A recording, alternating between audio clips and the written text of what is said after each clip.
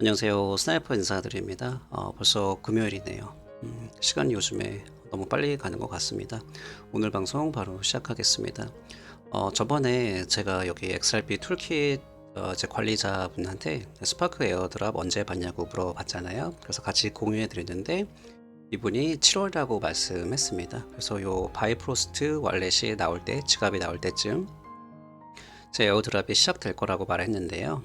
그 이유가 메타마스크로 스파크를 신청하신 분들은 바이프로스트로 임포트 작업이 필요해요. 그래서 이 바이프로스트 지갑이 런칭이 되면서 이제 지갑으로 신청하신 분들, 거래소로 시작하신 분들, 그리고 메타마스크로 신청하신 분들 전부 비슷한 시기에 스파크 에어드롭을 동시에 주려고 하는 움직임입니다. 그래서 제가 조금 부족했던 것 같아요. 말씀드릴 때 전달력이. 그래서 제가 이분이 7월이라고 했지만요. 이제 이 지갑이 나오는 시기에 맞춰서 어제 에어드랍이 시작된다. 이제 그러니까 7월이 될 수도 있지만요. 조금 더 빠를 수도 있고 더 늦어질 수 있다는 부분 다시 한번 참고하시기 바랍니다. 그래서 개인적으로 제가 이 부분을 계속 보고 있고요. 언제 런칭되나 그 런칭이 되면은 제가 이제 커뮤니티 글로 런칭이 될 것 같다. 그러면은 이제 스파크 에어드랍 받는 시기가 가까워졌다라고 보시면 좋을 것 같습니다. 브래드 갈링하우스의 이제 트윗인데요. 트윗이 아니라 이제 글을 쓴 거를 이제 XRP 크로님께서 잘 이렇게 정리를 해주셨습니다. 여기 보시면은 플레어는 XRP랑 이더리움과 아발란체의 기능을 합친 자산이다. 이게 무슨 말이냐면은 이제 플레이어를 사용을 하면은 이제 세틀먼트, 빠른 세틀먼트 XRP 기능을 얘기하는 거고요. 스마트 컨트랙트는 이더리움 기능, 그리고 디파이랑 랜딩은 아발란체 이제 이 이야기를 하는 건데 이제 앞으로 플레이어 네트워크는 이 모든 게 다 합쳐져서 이제 사용이 가능하다. 이제 그런 말을 하고 있습니다. 그래서 이게 단순히 립 서비스가 아니고요. 플레이어 네트워크 백서를 보신 분들은 아시겠지만요. 하나씩 다 준비를 잘하고 있어요. 그래서 간단히 지금 생각해 보시면은 현재로는 이제 디파이라든지 스마트 컨트랙트에서는 이제 이더리움이 압도적으로 파워가 셉니다. 이 부분은 아무도 부정을 못하죠. 하지만 이제 수수료 변동도 크고요. 이제 불만도 상당히 많은 것도 사실입니다. 저도 초반에 사용할 때 욕할 뻔했습니다. 수수료가 이게 이거를 주고 해야 되나? 이제 그런 생각도 들더라고요. 그래서 어느 시장이나 암호화폐 시장뿐만 아니라 어느 시장이라든지 소비자의 반응은 상당히 냉정하다고 좀 보고 있습니다. 그러니까 예를 들어서 같은 제품인데 별 차이도 없어요. 근데 가격이 더 싸요. 그러면 다 갈아탈 수밖에 없죠. 그리고 현재 핫한 NFT 거품도 많죠. 그리고 뭐 사기들도 꽤 있고요. 하지만 이제 결국은 NFT 시장은 저는 이제 디파이만큼은 모르겠는데 이제 시장의 한 부분을 이제 쉐어를 가져올 수 있다고 좀 보고 있거든요. 그러니까 더 커지면 커졌지 사라지기는 힘들 거라고 보고 있습니다. 이 회사가 스파클스라는 회사인데요. 여기 보시면은 Build a Platform for NFT on the Flare Networks. 이게 무슨 말일까요? 플레어 네트워크에서 직접 플랫폼을 만들고 있습니다. NFT 플랫폼 회사이고요. 그래서 예를 들어서 이제 이런 회사가 소문낼 필요가 없죠. 다른 업계들도 이 스파클이 얼마나 플레어 네트워크에서 발전하는지 보고 있다고 보고 있고요. 그래서 이 회사가 얼마나 플레어 네트워크에서 이제 실질적으로 이득을 보는지 그러면은 다른 기업들도 너도 나도 플레어 네트워크에 뛰어드는 거죠. 이제 그렇게 생각하시면 되고요. 이제 플레이어 네트워크가 활성화가 돼서 성과가 하나씩 나오게 되면요. 자연스럽게 이더리움과 이제 다른 플랫폼이랑 비교될 수밖에 없어요. 그래서 이제 이런 의미에서 XRP라는 자산은 이제 단순히 크로스보더 페이먼트뿐만 아니라 디파이 그리고 이렇게 NFT 관련해서 이제 XRP 자산이 가격 측면에서 더 가치가 생길 거라고 저는 보고 있습니다. 그래서 가장 큰 중요한 포인트는요. 이제 일반인들보다는 이제 기존 이제 이더리움을 사용했던 이제 기업들이 플레이어 네트워크에 얼마나 참여를 해서 사용을 하나. 이게 가장 크거든요. 그래서 한번 지켜보고 있고요. 이제 XRP 투자에 있어서 이제 좀 저평가된 부분, 이제 이런 부분이 조금 호재인데 좀 사람 많은 분들이 어떻게 보면 이제 신경을 크게 안 쓰는 것 같아서 제가 한번 언급을 해드리고 있습니다. 라이브민트닷컴에서 제가 발췌를 했고요. 여기 내용이 제가 이제 와지르 X 이제 투자자분들이 요즘에 좀 힘드실 수 있다고 좀 보고 있거든요. 근데 그래서 공유해드리지만 그렇다고 이게 꼭 와지르 X 홀더 분들만 아니라 암호화폐 투자자 분들이라면 도움이 되는 기사라서 제가 공유를 해드리고 있습니다. 그래서 이게 인도에 관한 내용이에요. 근데 이제 이 나라가 매년마다 암호화폐 금지를 한다. 퍼드를 항상 있었는데 얼마 전에 공유해 드렸던 것처럼 인도 중앙은행이 AML 하고요. 이제 KYC 규제를 잘 따라서 하면은 거래소들은 이제 큰 문제 없다 말씀드렸는데 와지르 X 거래소는 모르실 수도 있어요. 근데 바이낸스 자회사입니다. 그래서 2019년에 바이낸스가 인수를 했고요. 현재는 이제 바이낸스 자회사인데 여기 내용을 쭉 보시면은 이제 바이낸스가 2년 전에 벌써 이제 인도에 어떻게 보면 자리를 잡았죠. 좀 이제 헷갈리니까 끌게요.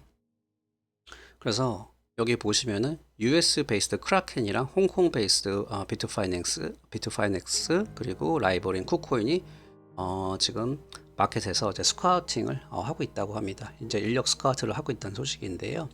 이제 크라켄, 비트파이넥스, 쿠코인은 이제 현재 코인 마켓캡 기준으로 전부 10위권의 거래소에 들어갑니다. 그래서 이 회사들이 이 암호화폐 거래소들이 인도 시장에 이제 들어가려는 움직임이에요. 그래서 여기서 제가 드리고 싶은 말은요. 장점이랑 단점을 나눠서 이야기해 드리자면은 장점은 현재 인도 인구가요. 13억 5천만 명 정도 됩니다. 여기 나와 있습니다. 여기 있죠? 13억 5천 명이 나와 있는데 확실한 데이터는 아닌데 아직 1,500만 명 정도밖에 암호화폐에 투자를 안 하고 있다 그럽니다.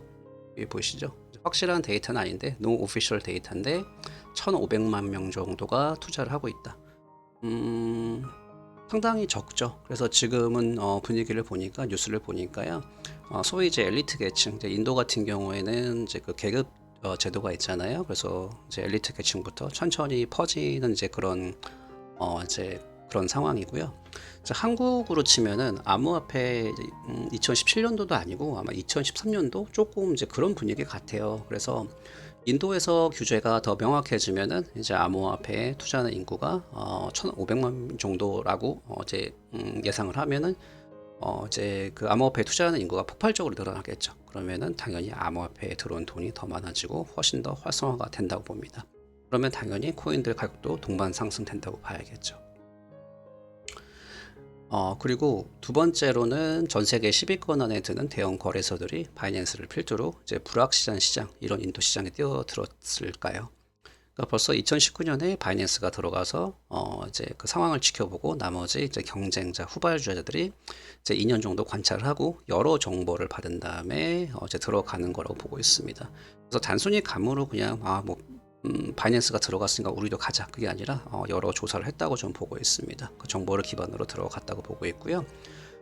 단점으로는 인도 시장이 발전이 되려면은 아직은 시간이 꽤 오래 걸릴 거라고 좀 보고 있습니다. 뭐 그렇지 않길 바라지만 현재 한국이랑 분위기가 비슷한데 조금 더 보수적인 것 같아요. 그래서 인도 당국들이 암호화폐 규제 환경을 더 조사를 더 많이 한다고 합니다. 그리고 인도 중앙에서는 거래소들이 아까 말씀드린 것처럼 이제 규제를 따르면 괜찮다고 했는데 일부 은행들은 이제 금융 안정 리스크 때문에 거래소들하고도 이제 거래를 이제 끊는 경우도 있대요. 그래서 가볍게 정리를 해보자면은 인도는 중장투로 볼 때는 중장투로 보면은 암호화폐를 받아들일 것 같습니다. 하지만 인도 정부 과거 행적으로 보면은 또 이제 어떤 그 이제 사건이 있어서 또 질질 끌 수 있지 않을까 이제 그런 생각이 들고요. 그리고 암호화폐가 활성화가 되면은 이제 바이낸스 코인처럼 와지르 X 코인도 가격적으로 크게 상승할 확률이 있다고 보지만 그래도 중장투로 봐야 된다. 이 정도로 의견 드리고 싶습니다. 조금 더 덧붙이자면 와지르 X 같은 경우는 10억 개의 발행량이 있잖아요. 그리고 주기적인 소각이 있기 때문에 그냥 천천히 우상향보다는 이제 갑자기 한두 번씩 펌핑이 강하게 됐다가 다시 떨어지고 다시 이제 그런 식으로 갈 거라고 좀 보고 있어요. 제 예상입니다. 왜 다른 코인들이 비슷한 성격 코인들이 그랬으니까요. 코인데스크에서 발췌를 했고요. 스테이트 스트리트 뱅크가 런칭을 했는데 크립토 커런시 디비전을 런칭을 했습니다. 암호화폐 부서를 출시를 했고요.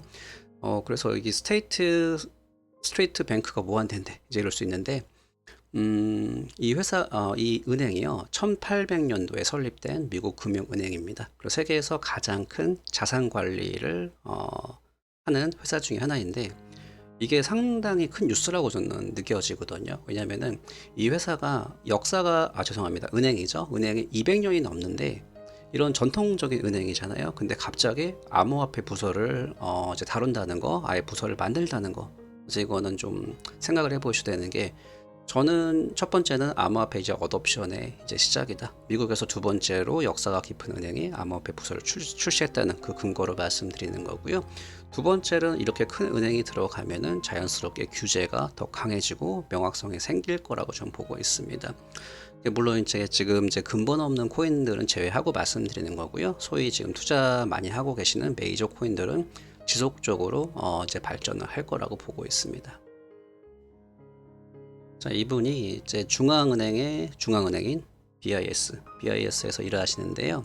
현재는 이분이 보시면요, 쭉 이제 그 커리어가 나오는데, 현재가 중요하니까 여기를 보시면은 이제 금융 기술에 대한 중앙은행 간의 국제 협력을 위해서 BIS 혁신 허브 책임자로 일을 하고 있습니다.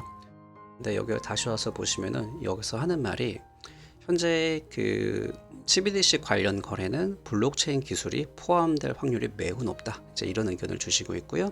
현재 CBDC에서 공식적으로 테스트를 하고 있는 회사는 리플사랑 같이 하고 있다는 거 참고하시면 좋을 것 같고요.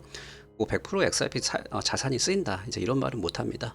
이제 현재 경쟁사 중에서도 가장 활발하게 중앙은행들과 파트너십 진행, 그리고 프라이빗 레저, 어제 말씀드린 그 사이드 체인 있잖아요. 저는 이제 CBDC가 그 사이드 체인에서 구현될 거라고 저는 예측하고 있습니다. 자세한 내용 나오면 제가 또 공유해드리고요. 아무튼 이제 이런 부분이 있다고 참고하라고 말씀드립니다. 잠시만요. 오늘의 저의 메뉴는 프라파치노입니다. 가끔은 단 거 마셔줘야죠. 댓글 보면은 이제 왜 방송하면서 혼자 이렇게 웃냐, 이제 그러시는 분도 계시는데, 이해는 가는 게 이제 민감한 분들도 많이 계시겠죠. 그런데 방송하는 사람이 그래도 어떻게 보면 제가 혼자 말을 하는 거잖아요. 근데 저까지 이제 쳐줘서 방송을 하면은 좀 영향받지 않을까요? 그래서 아무튼 제가 기분이 좋아서 우는 거 절대 아닙니다. 그러니까 조금 거슬릴 수도 있는데, 이제 방송을 조금 이나마 이제 편하게 들으시라는 부분에서 제가 이제 가끔 웃어요. 네, 그런 부분 이해해 주시면 감사할 것 같고요. 제가 지금 시간 관계상 잠깐 나가봐야 하거든요. 그래서 이따 밤에 한 편 정도 더 영상 만들 수 있을 것 같습니다. 이 부분 참고하시고요. 일단은 방송 여기서 마무리하겠습니다. 감사합니다.